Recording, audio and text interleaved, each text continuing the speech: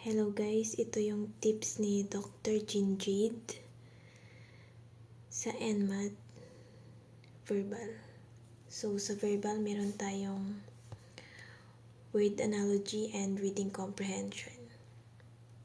Sa word analogy, ang binigay niyang tips is know the types of analogies that use, sharpen context clue skills, eliminate choices, and try reading word pairs backward.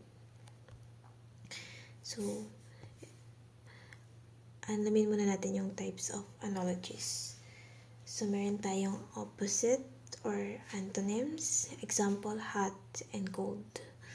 Number 2, objective and classification. Example, ang knife ay para sa kitchenware.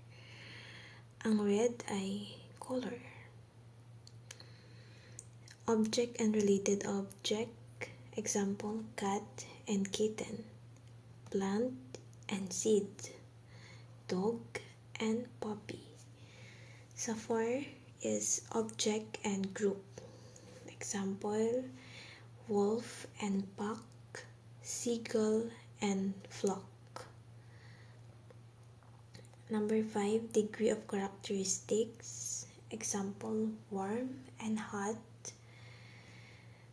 cold and freezing, tired and exhausted. So, sa degree of characteristic, mostly comprised adjectives. Cause and effect, spin and dizzy, fire and burn, read and learn. 7, effort and result. So, paint and painting, build and house. Number 8, meron tayong problem and solution. So, example, itch and scratch, tired and sleep. Number 9, verb tenses, walk and walked, eat and ate. So, sa performer and action, example, painter and paint, soldier and fight. Number 11, object and part of a whole. Example, brick and wall, glass and window. So, number 12, object and function. Example, keyboard and type, telephone and call, paintbrush and paint. Object and location. Example is dog and doghouse, plane and airport. So, number 14 is things that go together. Example, salt and pepper, ham and cheese. Number 15 naman, synonym. Example, obese and fat. Tapos 16 is rhyme. Deer and steer, way and away. Then geography, Chicago and Illinois, Denver and Colorado, Boston and Massachusetts. Measurement analogies. Example, pound and kilogram, feet and meter. Time analogies, March and spring, December and winter, September and fall.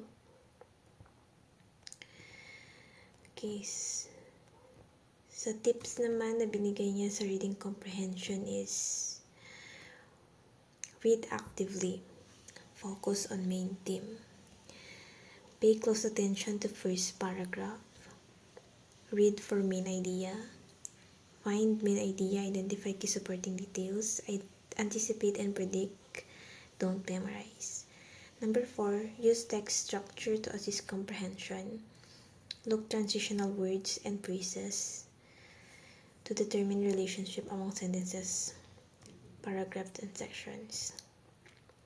Contextual analysis, understanding concepts from surrounding sentence. Organize and integrate new info. When answering, refer to passage. Reread if necessary. Do not do not spend much time on one question. Cem Nmat verbal analogy. So, ito yung example sa mismong Nmat. So, net is to fisherman, plow is to farmer. So, ang net, ginagamit ng fisherman, and ang plow ay ginagamit naman ng farmer. So, ang plow is a loosening or turning soil before sowing seed or planting. Cake is to icing, wall is to paint. So, diba ang cake is decoration? Diba? For decoration. Next is root is to absorb, nail is to attach. Next is equanimity is to hurried, moderation is to dissolute. Ibig sabihin pag equanimity is calmness. So, ang hurried is stress. Ibig sabihin, lack of calmness siya. Same din sa dissolute. Ibig sabihin, lack of moderation. Laconic is to words. Parch is to moisture. So, ang laconic is lack of words. Parch is lack of moisture. Next, width is to shaft, quality is to inadequacy. So, antonym lang ba? Cushion is to sofa, shelf is to bookcase. Ang cushion is part of sofa, same din sa shelf. Part siya ng bookcase. So, mean is to average, kind is to variety, synonym lang. Aesop is to fable, Homer is to epic. The explanation dito is Aesop is known for writing fables. Si Homer naman, writer siya for epic. Outrage is to piff, strive is to attempt. So, outrage, big sabihin, strong reaction to anger. So, ang peeve is more intense ang outrage. Big sabihin ng peeve is to annoy or irritate. And then, si attempt, more intense si strive. Kasi si attempt, act of trying lang siya. Si strive, make efforts. Next, slight is to hurt. Lug is to tardiness. So, ang slight, nagkukos ng hurt. Ano ba ibig sabihin ng hurt? Ano ay ng slight? Ibig sabihin niya is insult.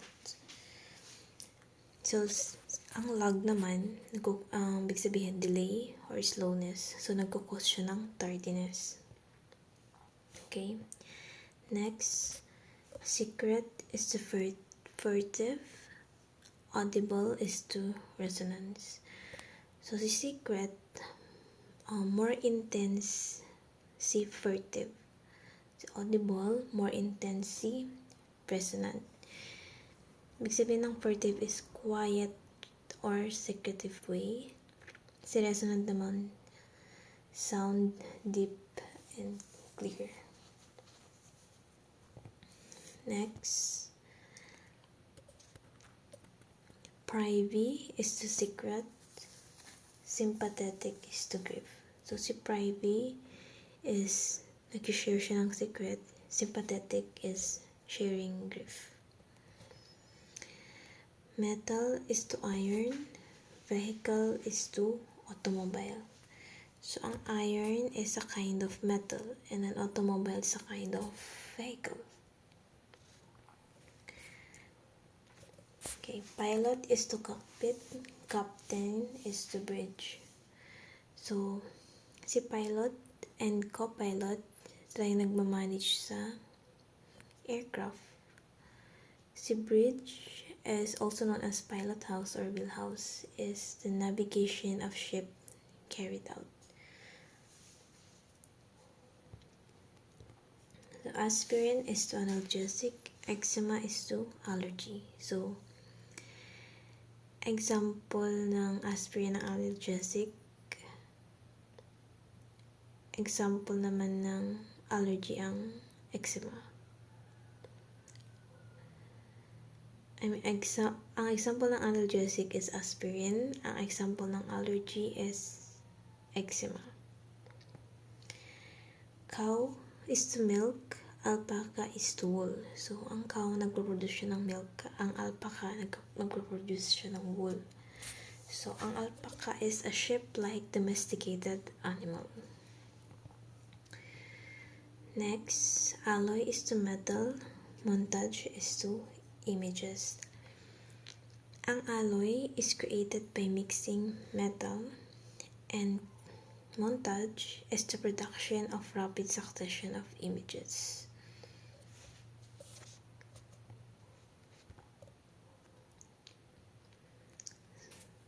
Next, subject is to sentence, paragraph is to essay.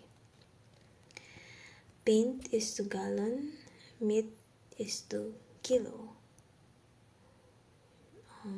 Yung measurement.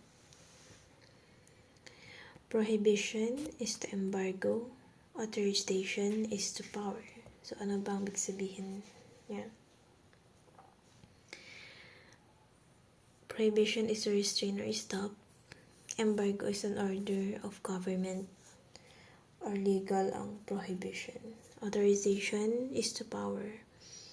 Authorization is allowing or granting. So, power people agree.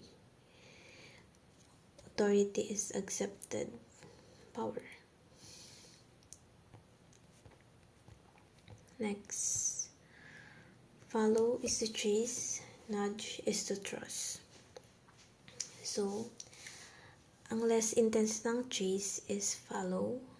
Ang less intense naman ng trust is nudge.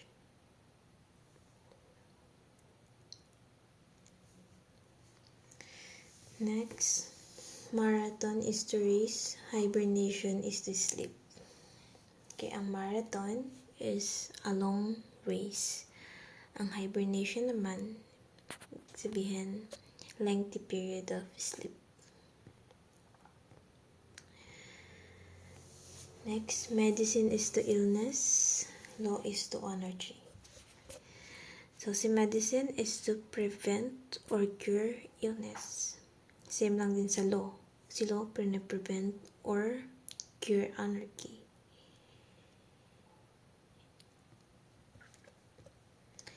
Scruff is to neck, stern is to boat.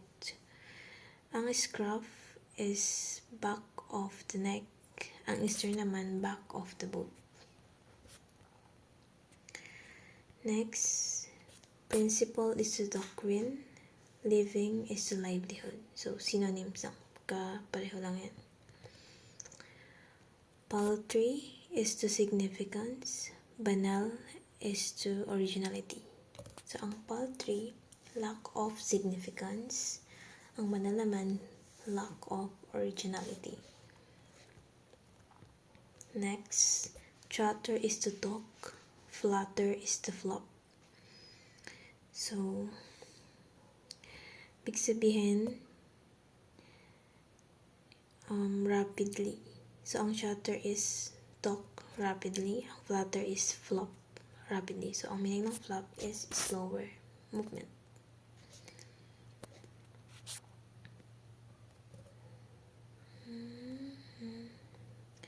Conjugate is to pair. Partition is to divide. So, ang conjugate meaning niya is to pair. Partition, ibig sabihin, divide. So, synonyms lang to. Okay. Chagrin is to criticism. Sag is to pressure. So, ang chagrin, ang result niya is criticism. Ang sag, result of pressure. Extort is to obtain. Plagiarize is to borrow.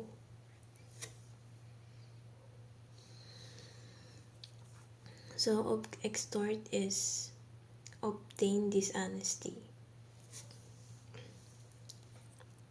Plagiarize is borrow dishonesty. So, parehas lang sila na dishonesty. Palette is to color. Tactless is to diplomatic. So, ang palette is, ibig sabihin, lack in color. Tactless is lack in diplomatic. Next, font is to boss. Skewer is to criticize. So, meaning ng font is boast and skewer is criticize. Criticize is unkind joke. Next, dog is to kennel. Bird is to airy. So, ang dog, house, ang tawag dun is, house nila is kennel. Ang bird naman is airy. Next, sudden is to moist. Maudlin is to sentimental. So, ang sudden means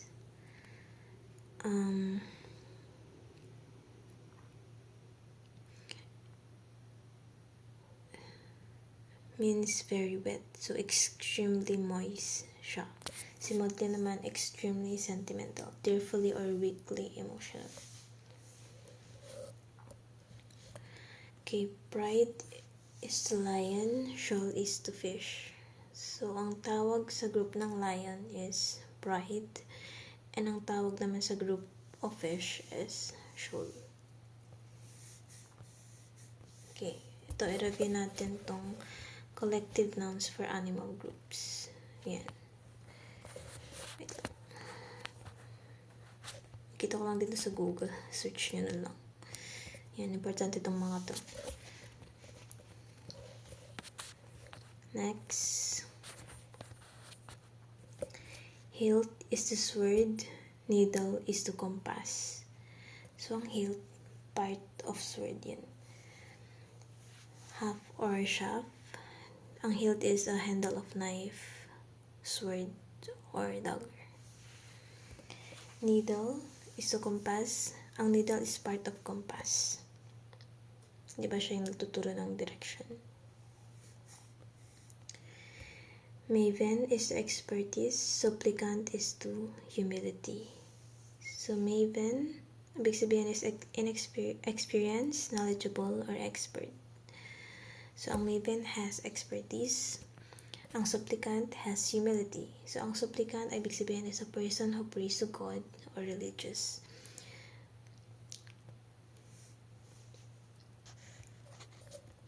Next, defer is to postpone, proffer is to tender. So, synonym lang yan. Gall is to vex, hex is to jinx. So, ang ibig sabihin ng gall is to irritate or annoy. Then, si hex, use magical spell, curse. Synonyms lang ito. Mercenary is to wages. Dilettante is to enjoyment. Mercenary is making money. So, perform tasks for wages. Si dilettante naman, doubles in art, field of knowledge, so for enjoyment. So, si mercenary for wages, then si dilettante is for enjoyment. Next, alveoli is to respiratory, ventricles is to circulatory. Diba, parts of respiratory and circulatory system. Next, surplus is to goods, verbiage is to words. So, si surplus, ibig sabihin amount of asset, resource that exists, portion that is utilized. Cost of different items, income, profit, capital, goods. Si verbiage naman is speech or writing that uses many words. Next, mad is the psychotic, hungry is the famished. So, ang mad, ang tawag sa extremely mad is psychotic, and ang tawag naman sa extremely hungry is famished. Next, ito. Pill is to fetch, sieve is to strain. Function. So, ano bang use ng pill? Siyempre for fetch. Sieve is to strain. So, pail or bucket used for storage or place water. Fetch water.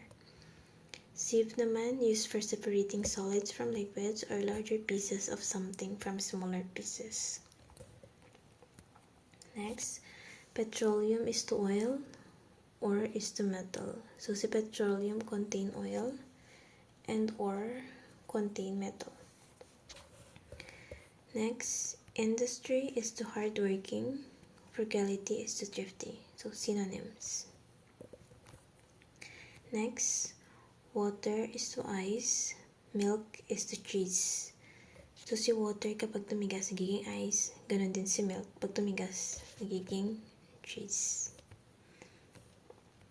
Next, elephantine is to microscopic, adequate is to scant. So, ang relationship is antonyms. Ang adequate meaning enough or sufficient, si scant is insufficient.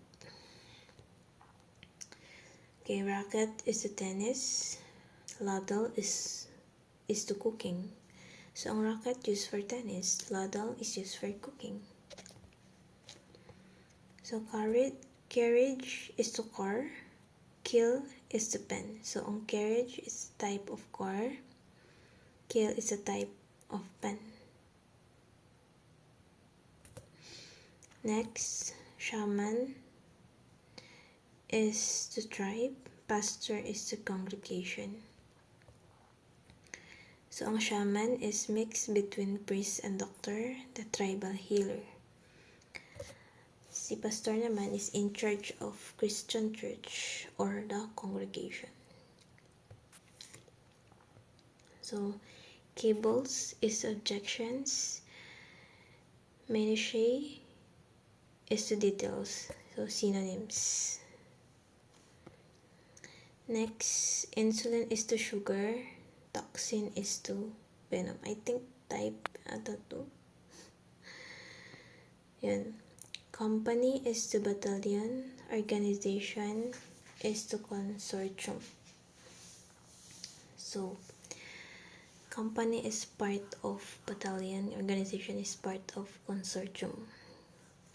So, battalion consists of 4 to 6 companies. Consortium is association of 2 or more individuals. Companies, organizations.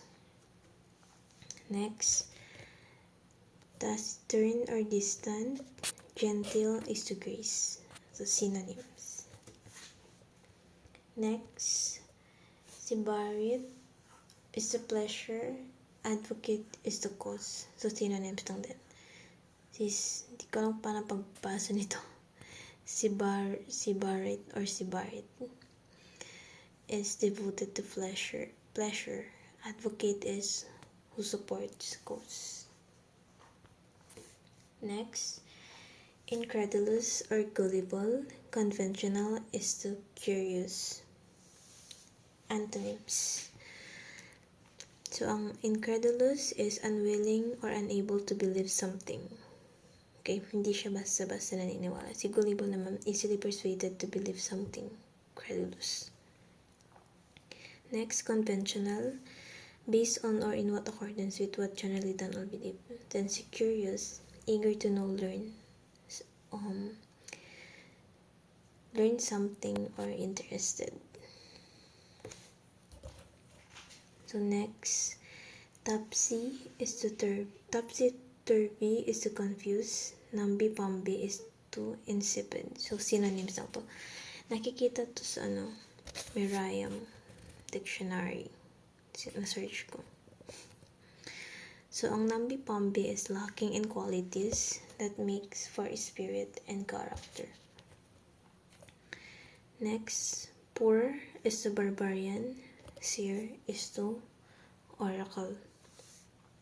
So boor is rude, unmannerly person. Synonyms lang to. Seer is to oracle, authoritative person who divides the future. Churlish. Next, criticism is to diatribe, opinion is to believe. So, synonym.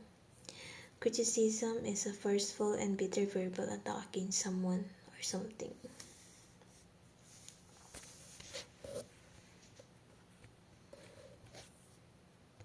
Bakit ganun? Next,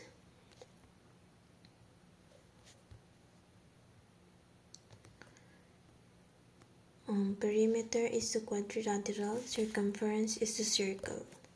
So, perimeter is sum of lengths of all four sides, and then circumference is the distance around the circle. So, paano ba natin makukuha si circle? Siyempre, gagamit tayo ng circumference formula. Ganon din si quadrilateral. Para makuha natin, kailangan natin gumamit ng perimeter. Next, head is to feet, stalactite is to stalagmite. So, same lang sila na part of the body, si head and feet. And then si stalactite and stalagmite, same sila na type of rock. Okay, head is up, feet is down. Stalactite is ganun din. Up siya. Si stalagmite is down. Si stalactite hang from ceiling of cave. Stalagmite is grow from cave floor.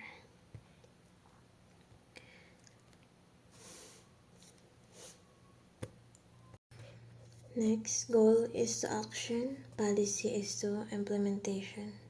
So goal is intention of activity or plan. Policy is set of ideas or plans that use as basis for making decisions, especially politics, economics, or business. So kapag may goal ka, syempre kailangan mong actionan. Kapag policy naman, kailangan mong i-implement. Next, chef is to knife, surgeon is to scalpel. So, ang chef, syempre gumagamit siya ng knife. Si surgeon, ang ginagamit naman niya is scalpel.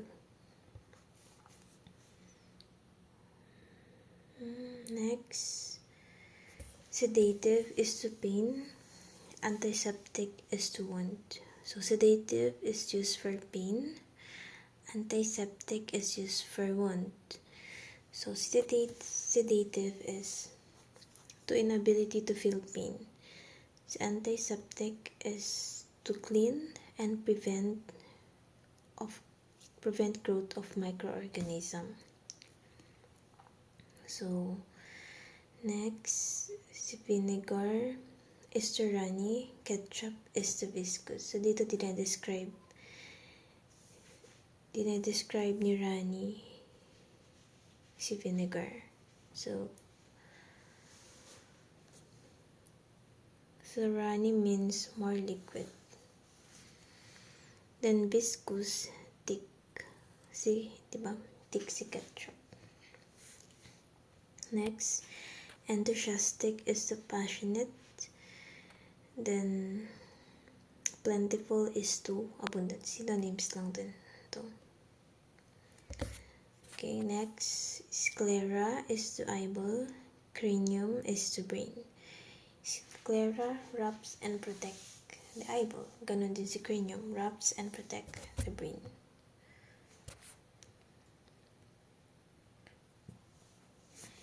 Next, valid is to logic, true is to fact. So, synonyms lang din to.